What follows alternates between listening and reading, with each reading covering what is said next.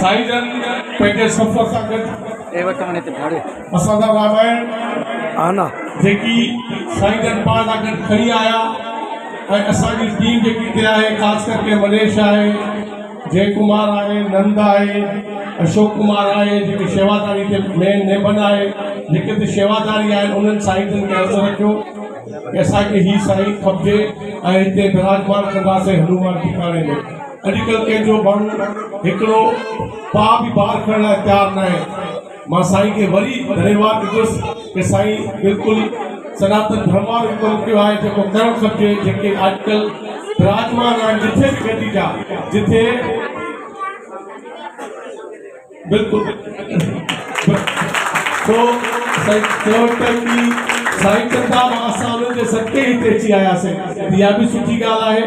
इहो बि प्रेम आहे। तो साईं जन खे हाणे असां रिक्वेस्ट कंदा बेटा ड्राई फ्रूट ऐं साईं नाला ॿुधायो। साईं जन सां गॾु साईं जन जा जीतू आया आहिनि ऐं जेके जीतू मां हुते हूंदो आहियां इंडिया में जेका शेवा कंदा आहिनि उते बि दरबारुनि में